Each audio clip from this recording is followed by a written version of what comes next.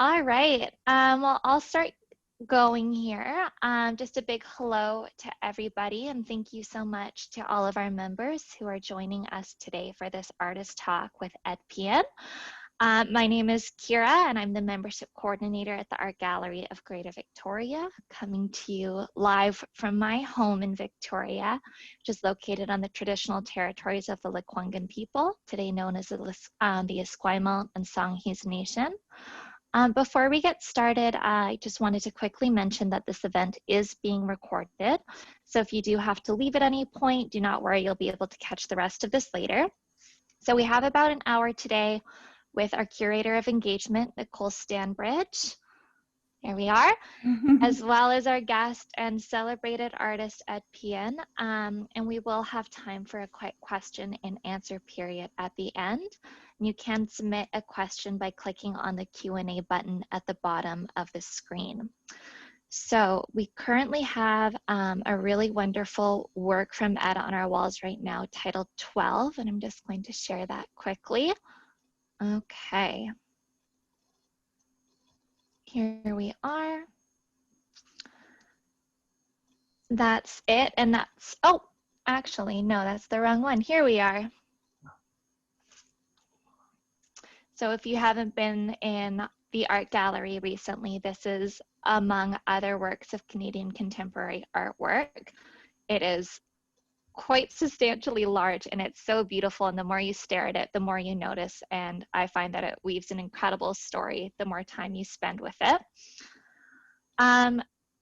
He was also featured in a previous exhibit back in 2013 titled Traces.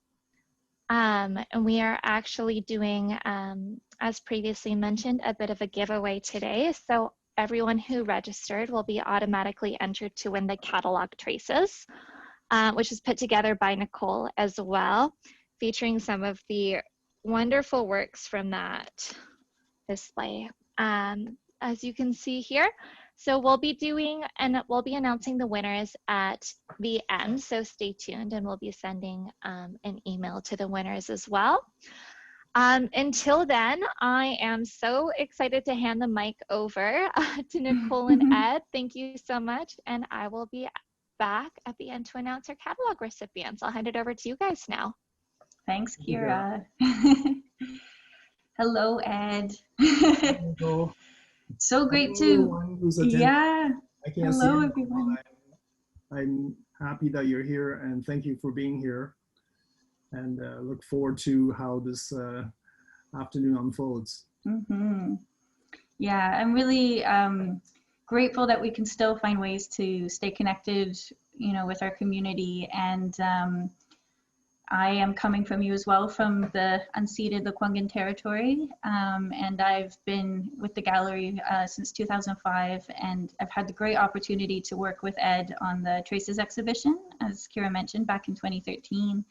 And yeah, how have things been where you are, Ed? Do you want to share a little bit about how you're doing right now? It's a really big question to ask people, I know. How are you? But good, yeah. I'm good. And I would like to just take the opportunity to thank you, Nicole, for the Traces exhibition. It was one of the most amazing experiences I've ever had. Beautiful show. And also with the two colleagues I highly respect. And I like to share with the audience or the people who are here that you actually helped me install Revel, the piece. Yeah. I was so tired last minute, and you stepped in and you put all the threads together. So thank you. That was, I have to say, this is the thing that I want to try and share with our community when we're talking about projects. You know, that exhibition meant so much to me, and I have to say, because way back, I had done a couple years before, I had done a project with Surinder Dhaliwal, and I had told her that I was interested in doing a project with you, and she said, oh, you have to work with Ed, he's fantastic. And you are, and she was right. And so when I was in that piece, tying those little pieces of fishing wire, that is when I tell people all the time, that is actually one of the most memorable experiences, because I was so such a fan of your work, and to be that intimately working with it, it just, you know, it's these moments where you're just like, I love my job. We get to do the coolest things. And yeah, and at that time for that project too, we had a really great artist talk with you as well. And, you know, it's just thinking back to that, you know, your work is so much about connections and connecting with humans and human nature. And I just felt like in your talk back then in the exhibition, it was a full house and everyone just felt so connected to you and was, as you were moving through the space. And that was, yeah, it was such a great experience. Thank you so much. Yeah, I wonder maybe what we can do is we're going to talk a bit about Ed's work, and his practice is very diverse, and you use so many approaches and materials in your work. But I think one of the things that is really consistent is kind of the humanity in your work, that you're always seeking to understand how our minds work, how our relationships to each other work, how our relationships to place exist, and the emotions that are bound up within all of that. And I think right now, people are really, you know, kind of looking for those connections and to really be connecting and understanding each other in deep ways. And so I think, you know, hearing about your work and what you've been working on since Traces, and maybe touching on a few of the works in that show as well. We're going to show a few images in a second.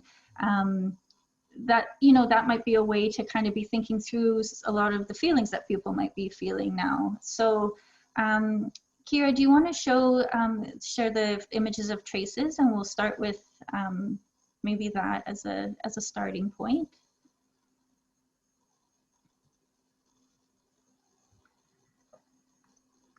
Yeah, so this is the installation from 2013, and that's the work we have on display again now, 12. And Ed, do you want to, I mean, a lot of the works, this project was specifically looking at drawing and the potential for drawing to move beyond the two-dimensional and move beyond the small, intimate scale. Do you want to maybe speak to some of the works in the shows and the ways you might be doing that? Sure. I will approach it from the idea of drawing, and appreciate the show because when you, Nicole, show diverse ways of drawing, it's actually very freeing, very liberating. People could actually understand that drawing doesn't have to be just pencil on paper. It doesn't have to be representational or realistic. It could be so wide-ranging, from shadows that I used in Rebel on the walls to ropes that are actual lines in space with real tension, with real materiality, with real overlapping, real depth. So it was great for me to show the kinds of work that I've been working at that moment. Earlier on, you said that I use wide-ranging materials, and it's true. I'm interested in material because I'm interested in how I can actually do a DIY or solve problems, but the materials are driven by concepts. So the ideas come first, and then I have to imagine what best could represent what I'm trying to convey to the viewer or to myself as well. So drawing has always been a major practice in my work, and I would say that, and I think I mentioned it before to you, that drawing, the definition for me is that drawing doesn't have to be what you imagine it to be. It could be so free and so wide-ranging. It really depends on the context. So sound it could be, and something ephemeral as kicking dirt and creating these ripples, and then you trample over them and erasing them. They could be drawings, like drawing in the sand, for instance. So my practice of drawing really began with using pencil, using marks such as with ink and watercolor and brush, for instance. But it quickly developed into other things as well, because I'm really interested in space. For me to imagine how the viewer could experience the work, not just visually, but in a very immersive environment, is very exciting, because that's, for me, something I like to experience as well as a viewer, because I'm at the same time a viewer and an artist. So I kind of imagine how to activate the space, how to make work that's seductive for the viewer to even want to be engaged in the first place. So drawing, when I teach drawing, I always say to my students that if you draw like you think drawing should be, then you're actually performing drawing. To be drawing for yourself, you have to really take time and figure out what it is about what you want to convey, how your body behaves and acts, the processes that are involved that is meaningful to you that could come up with this thing called drawing. And I'm always recalling this student I had when I was teaching at Emily Carr. When there was one class where I asked my students to draw themselves as an aging person, someone very, very old, life-size and nude. So everyone did a very beautiful, detailed renderings with lots of wrinkles and all that. And this kid came in with something that was completely sloppy. And I was actually surprised and somewhat disappointed. And then he started to talk about the work. He said, well, my grandmother, she doesn't draw, but she's very old. And I'm not old. I can't imagine myself being old. I'm 20.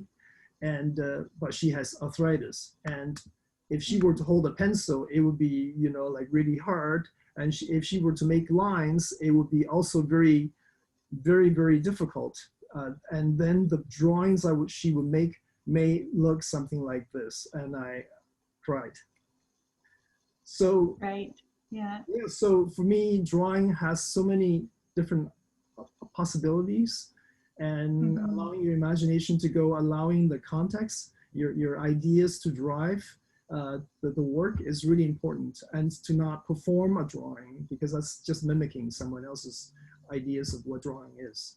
So to realize that, in fact, it becomes very freeing. So for instance, Daniel Barrow's work with the projections, I love that because it's drawing in real time and it's moving and it has narrative, it has light and color. And it just changes all the time. It's amazing.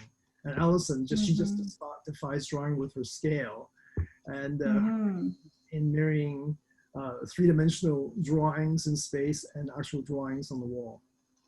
Yeah. So that was Allison Norland and Daniel Barrow were the other two artists in the Traces exhibition that Ed was in 2015. So yeah, I think that was the thing that I felt really kind of accomplished what I was hoping for in this space, was for the scale to really consume people. When they walked in, for there to be this physical relationship that you really felt with the work, and all of you did that totally distinct ways, but there was this kind of overarching feeling from all of the work that kind of kept that feeling consistently through the spaces. So yeah, no, and I love how you're describing how much of yourself is in, like, the immediacy and the intimacy of drawing leaves yourself, a bit of yourself in it, right? And I remember how you were talking about the images that would come out in your drawings, and you talked about having kind of like a storehouse of memories, of images from, memories from your family, from myths and fables, and but also in the context of real life, and all of those things kind of becoming part of what informed what would then come onto the page or into the materials or what have you. And it's really, that mark making is just such an inherent natural instinct that we have. And I think that that's really exciting for the audience to be privy to that, to come into that. When it's that scale, it feels like you can really come into that invitation. Yes, the images, and you're right, and the images are there from fables and fairy tales and family stories, and they are there, but the idea is not to replicate them.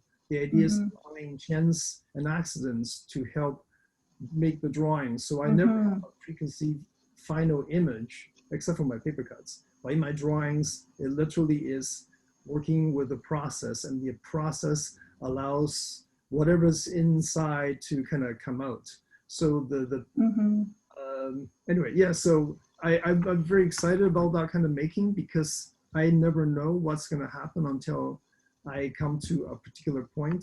And as I mentioned before, that for me, drawing doesn't finish. I stop working on it. And if I have the chance to go back, I will continue, because the more I keep it aside, the more I also change. So when I change, when I look at the new, drawing anew, I probably will want to somehow intervene or interfere with what's existing on the ground. Right. And I'm just thinking about kind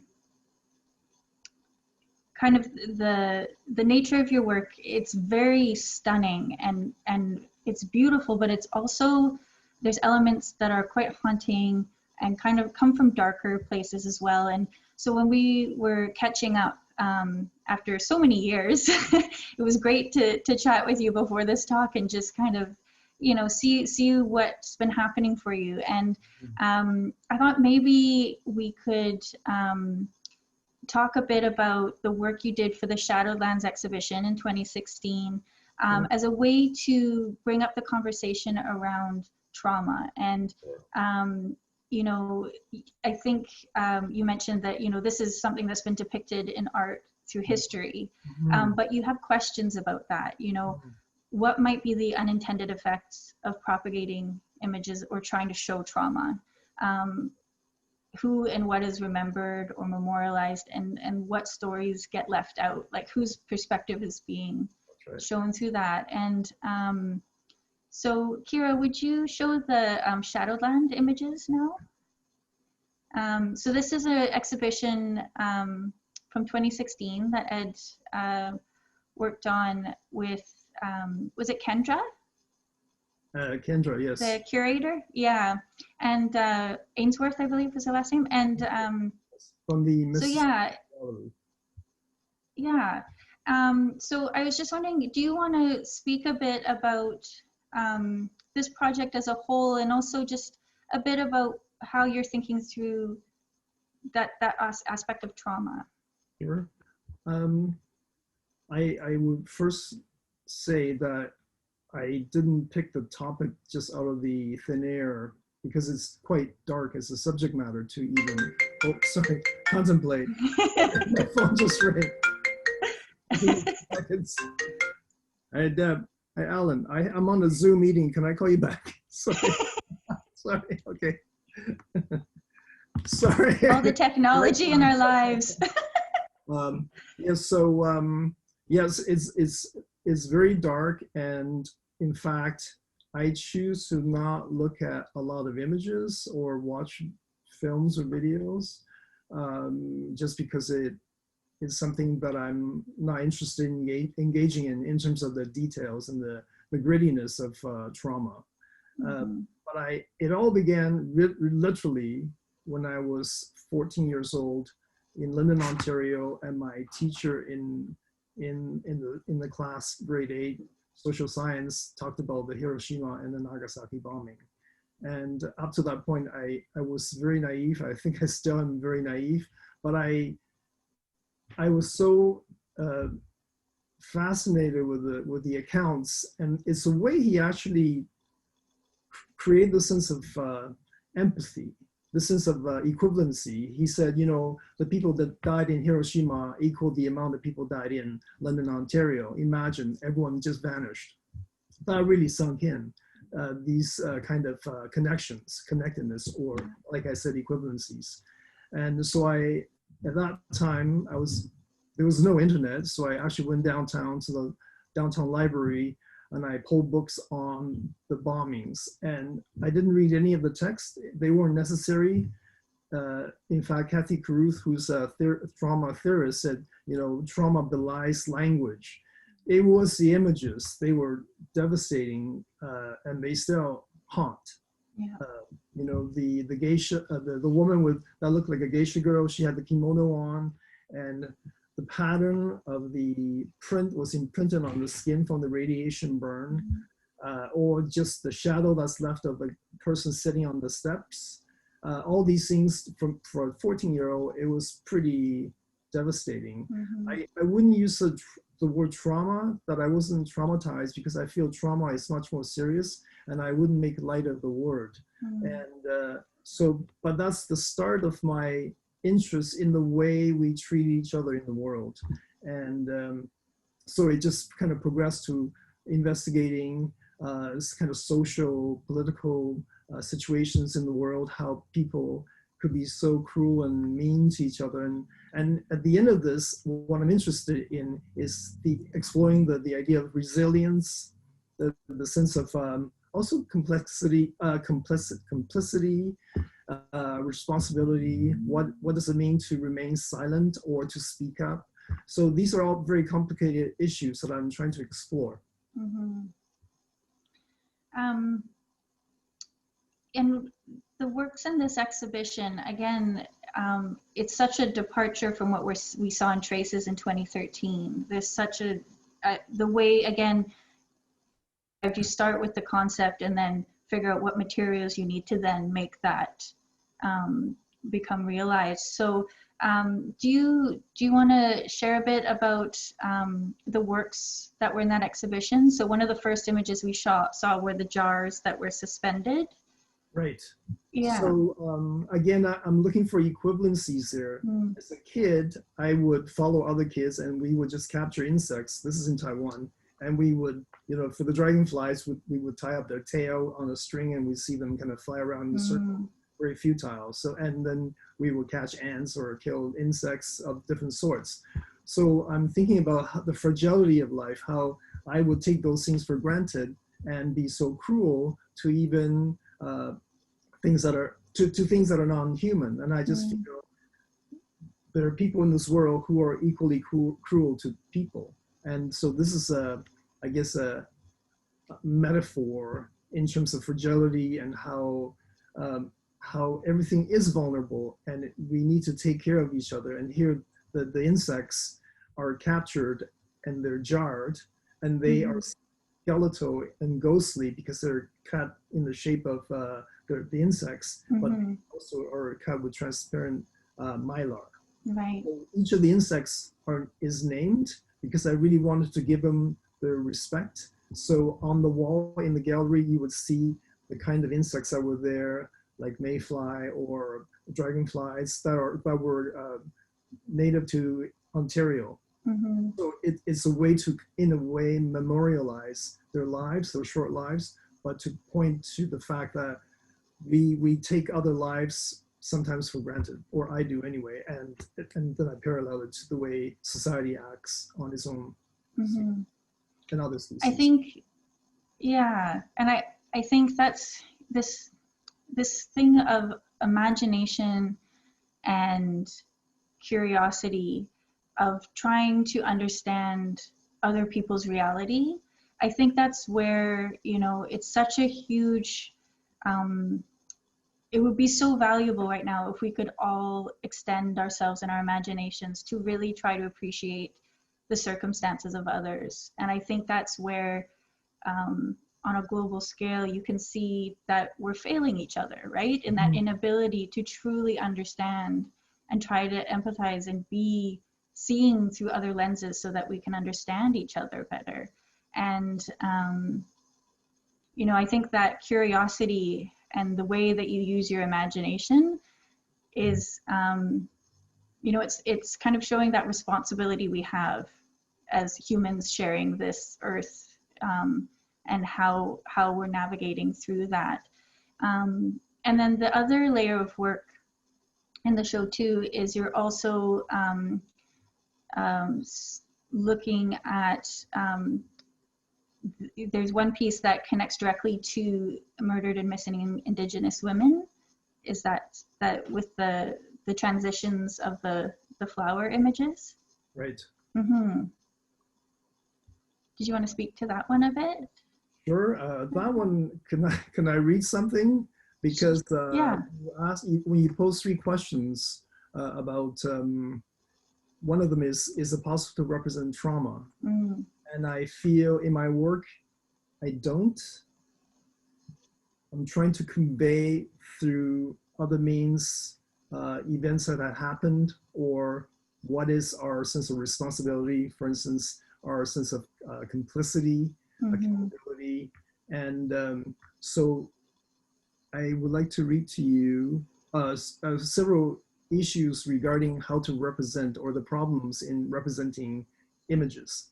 Mm-hmm. So, for instance, Susan Sontag, in the book Regarding the Pain of Others, she says people can turn off not just because a steady diet of images of violence has made them indifferent, but because they are afraid.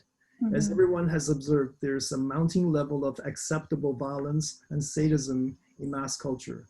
Films, television, comics, computer games, imagery that would have had an audience cringing and recoiling in disgust 40 years ago is watched without so much as a blink by every teenager in the multiplex. Mm-hmm. So to me, it's about oversaturation of images. Sometimes people say, oh, there's this bombing, have a look on the video or YouTube, and I just said, no, I can't do it, because I don't want to be a spectator. Mm-hmm. I don't want to be seeing it as a spectator. I don't want to be a I don't want to be there in a way that makes me complicit. Mm-hmm. And also in the book called Empathic Vision, Affect, Trauma, and Contemporary Art by Jo Bennett, she actually asks the question, is it possible to conceive of the art of trauma and conflict as something other than the deposit of primary experience, which remains owned and unshareable even once it is communicated? So I think that's really important. And then she goes on to say, how might contemporary art engage trauma in a way that respects and contributes to its politics? If trauma enters a representational area as or arena as an expression of personal experience, it is always vulnerable to appropriation, to reduction, and to mimicry. So for me, that's really important as well. So, and when we were talking last week, I mentioned that I really think about how to represent or how to use images, because in a way that's also a responsibility. So for instance, the Taiwanese artist, writer, Chen Jiren, he said, when you see an image of someone who had been killed or violated somehow as an image, that person that died has suffered two deaths. The first is a mortal death, and the second is the death of that person's agency in terms of not having any control over the circulation of his or her or their image. And so for me, that's so important. So when I did the piece from Our Beloved, I really thought about how to discuss the situation with the murdered and missing Indigenous women and girls and not use their image. So I did, but it was from the CDC website, and literally my strategy was to use 1/24 of a frame of video in this video. So literally it's one flower, beautiful shot of a flower dissolving into another flower, and it takes about 30 seconds for the two flowers to transition. And in between the two, where they fade, there's 1/24 seconds of an image taken from the CDC website. And so simultaneously, the image is there, but it's so fast that you never see it and it disappears. So in that way, it's like it's news that comes up that we hear about, and it just kind of disappears because we go on to another news. Or I'll speak personally in my case. So I feel there's something that's there about disappearance as well, about being invisible, but I really felt when I made the piece, I was trying to figure out how to create a work that is about not inability to represent trauma or to represent people who had suffered. So I feel I failed in the sense that I didn't use the opportunity, for instance, to put on the gallery wall the website for people to do further research. So in that way, it felt like even though my heart is in it, it became an exercise in an aesthetic exploration of representation or the irreversibility of trauma. So in that whole entire exhibition, the work also addresses the idea of, as an artist, I like to participate because I feel to remain silent makes me even more complicit in what's happening with religious situation in Canada. And but I would like to also understand, or I appreciate the fact that if I were to make a mistake, there will be a discussion.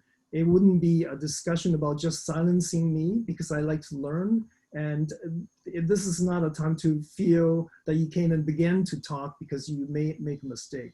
So it's really important to just stick my neck out and see what happens. And I was able to see this, I would say, mistake that I made, and perhaps other people will see other situations that could be better addressed or make more effective conveyance of ideas and the situation. Well, and I think that idea of leading people to want to do more research for themselves, making people, provoking that curiosity in others. Yes. You know, you're curious about your own work and challenging yourself and seeing where you might have fallen short or where you could do better. And so then passing that on to extending that in the work to create ways to get people in further. And, you know, we can't control how people view art and how much time they spend with it or how much they're taking in, but that invitation can be there. And, you know, I think that that's, it can be more powerful to present things in a subtle way, because as you mentioned in those quotes, you know, there's a bit of a desensitization to seeing these images. And it's also yet another violence towards the people being reflected in those images. And so, you know, that again, where is our responsibility, and how do we care for each other in trying to be there for each other, right? Yeah. So I feel like, sorry, yeah. No, so I do stay away from straight representation, because I really side with thinking that I do not want to re-traumatize the people who've been victimized or re-victimize them by showing their image. So for me, it's Yeah.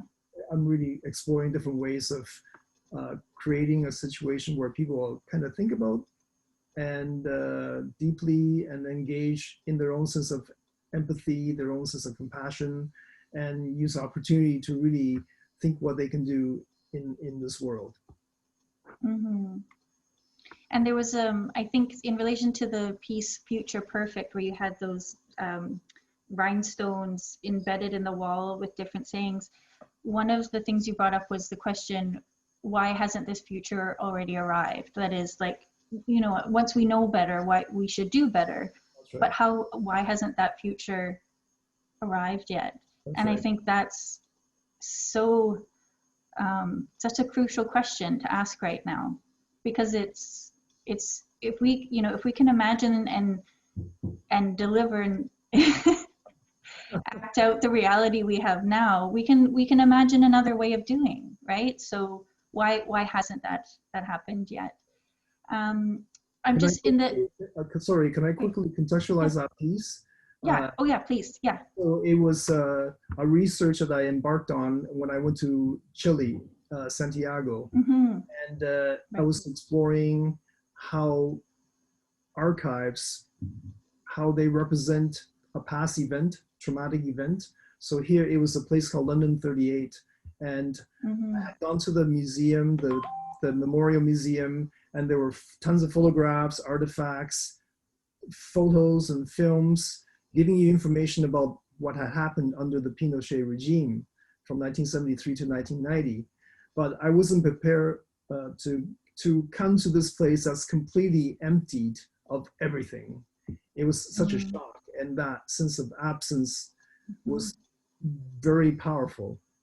And what was left in the space, where this was a site of torture, interrogation, and abduction. People were abducted and put there.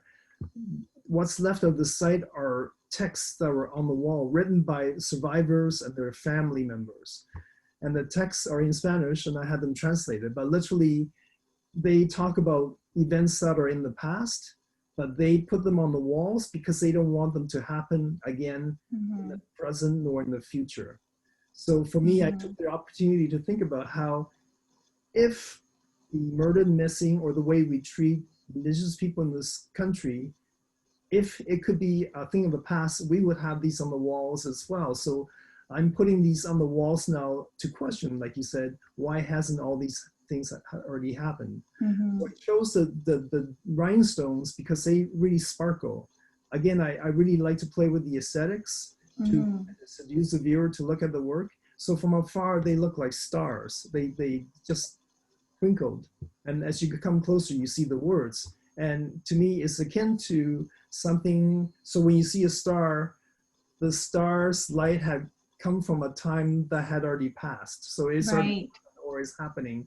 So I use that as an analogy to think about time. So why can't we bring the future already into the present, knowing what we know, things should have already changed.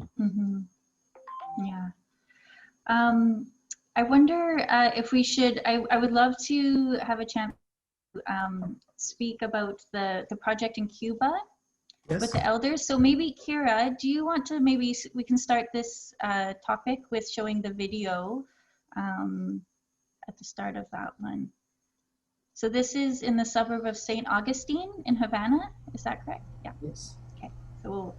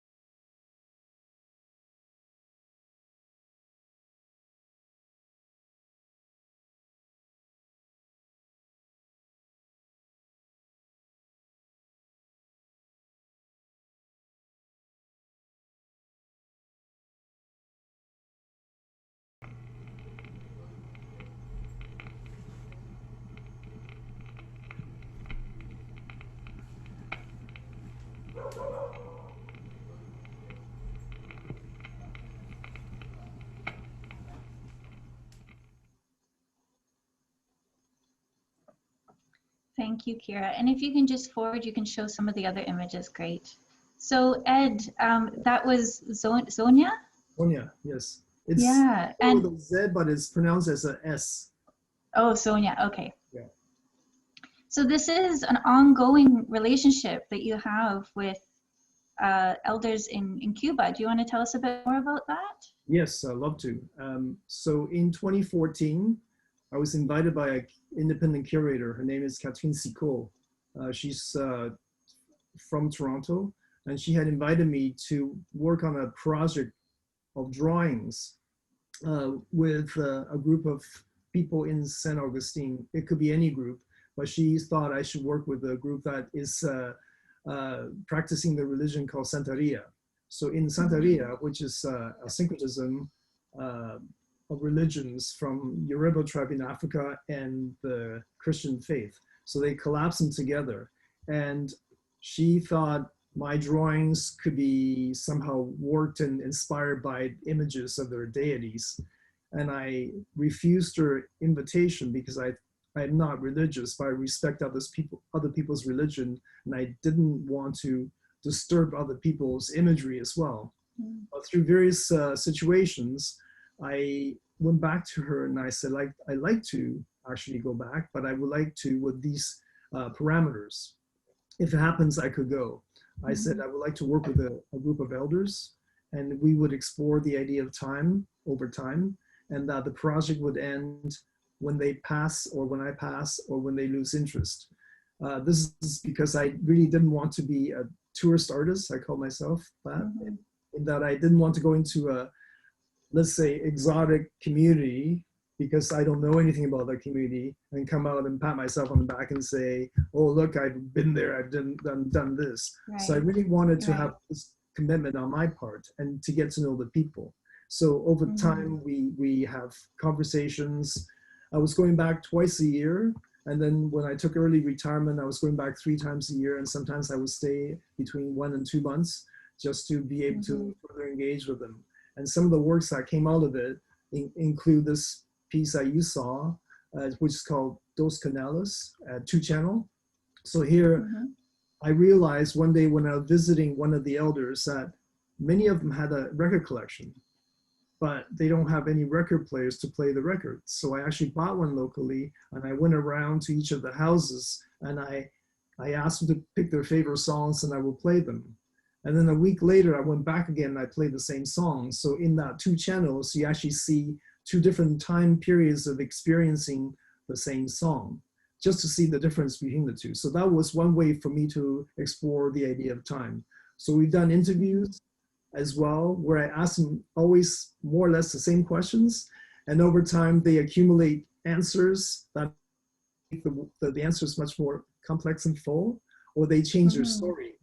I feel as in a documentary, sometimes it's not true in the sense that you see these people once and then they give you one story, but if you see them the next day, if they're happier or they're more depressed, they could tell you a completely different story. So for me, it was a way to kind of figure out over time how to pull more complexities and nuances out of their lives. So I'm in a way bearing witness to their lives. The oldest, which is the first image you showed, is Anna. She was 104 at the time. Wow. She died after my 3rd visit.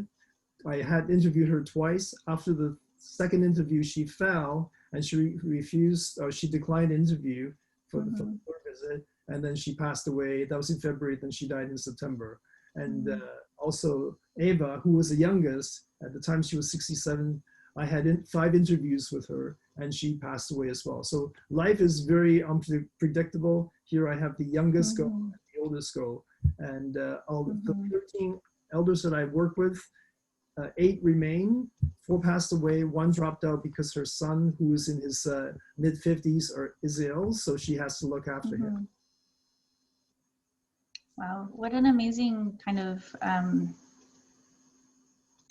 relationships to be building on and connecting in that way, and you know, touching on those ideas of memory and time. And I think for all of us, memory and time feels very weird this year. Yes. So, you know, to have this project where it's, you know, you're coming back to a specific place and really wanting to understand the reality of the people you're connecting with, and honor that and respect that. Again, yeah, it's just really ties into the kind of the humanness of how you're trying to be responsible and curious in your practice, how you navigate that. You hit on the nail. They're like, to me, they're not Cubans. They're people. Yeah, and just connecting with each. Cuban, like the way we happen to be Canadian. Yeah. I'm just aware of the time, and I want to be able to have a bit of Q&A. So, folks, if you do want to ask some questions to Ed, there is the Q&A button at the bottom. So let's just see if there's any questions that have come in. Maybe as we're waiting for those to come in, there is, I don't see anything popping in yet, but please feel free. Oh, Kira has, oh, do you have a question, Kira? To Ed, okay. Oh, I'm trying to see.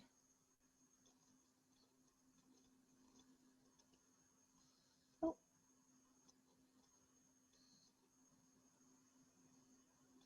Okay, so here's a question. Has your relationship with the elders in Cuba inspired you to live differently? That's a good question. That's a very good question. Yes, I have, because the Cubans, as you know, are experiencing this ongoing embargo from the States.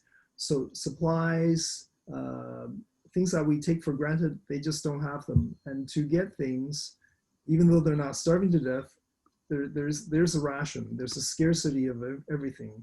I don't even know right now during the COVID how even more difficult it is. The Cubans are very stoic. They rise to the occasion.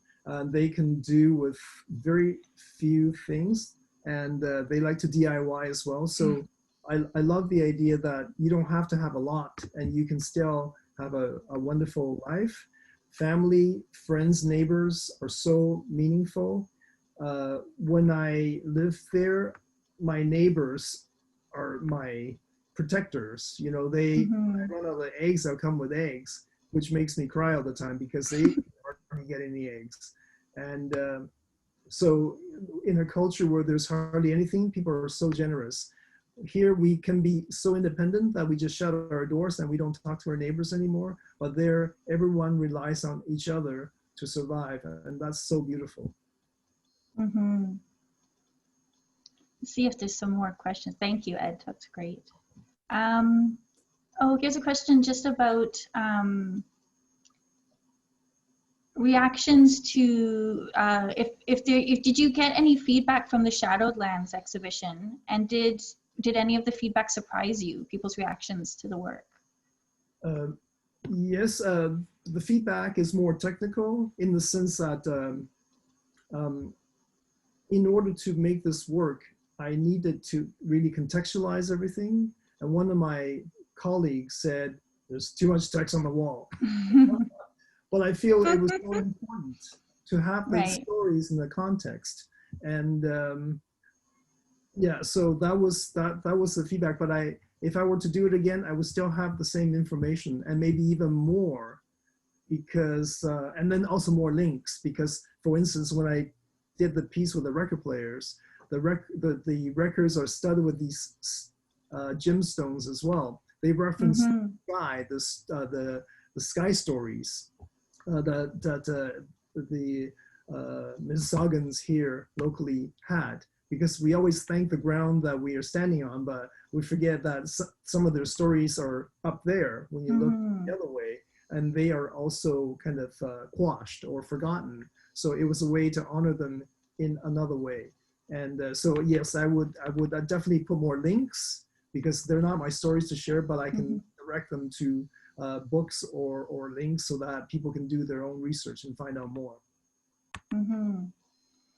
Yeah, I love that this came back to that piece. I think you know, inspiring each other and challenging. It's like, you know, when athletes play a game with somebody who's a bit better than them, and it challenges them to work harder and play harder and up the, you know, it ups this game.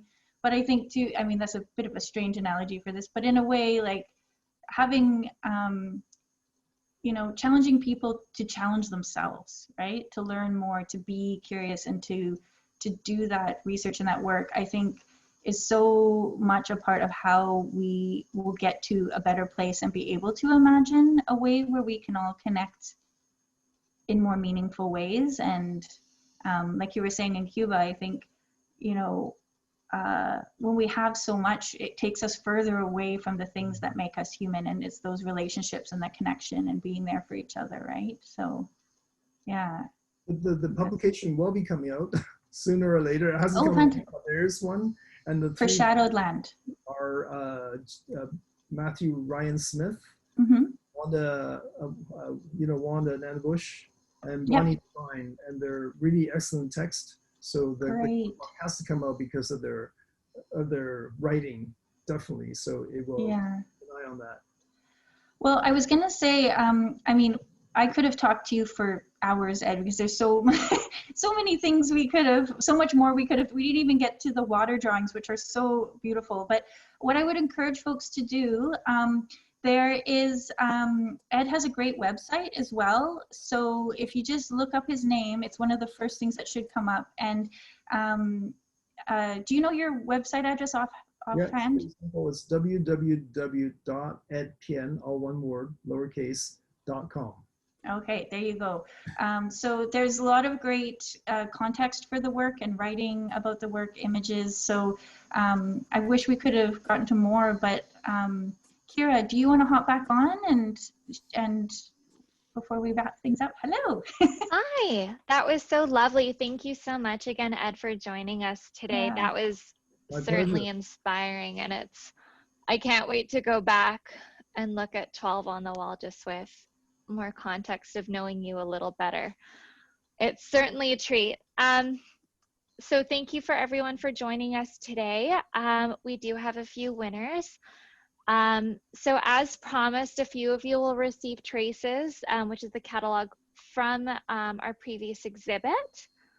So I'll just be announcing these people, and you'll be receiving an email from me as well. So our first winner is Marie-Andre Furlong. We also have Barry Andrushak, as well as Ann Petrie. So thank you so much for joining us today. You three will be getting a catalog. Very exciting. And in the meantime, just thank you so much again to everyone who joined us. Thank you all. And it's such a beautiful day today to spend a little bit more time indoors. And big thank you to Ed. It was truly such a pleasure. Thank you, Sarah. And great to connect with you again. Yeah. We can have a discussion later on. And before we go, do you think you'll be heading back to Cuba post-pandemic? Well, I was supposed to go there in March, but then all the flights got canceled, all the borders got shut down. I am working on an exhibition. It's a small exhibition solo at the AGO on the second floor about this project. So in a way, COVID has given me additional time to better work out my project for this particular exhibition. Got it. It's nice that some interesting opportunities have come out of this. Wonderful. Well, thanks again to everybody, and that's it for today. And we'll be sharing the recording of this later this year. All right. Have a wonderful day, everyone. Thanks again so much. Thanks, everyone. Bye.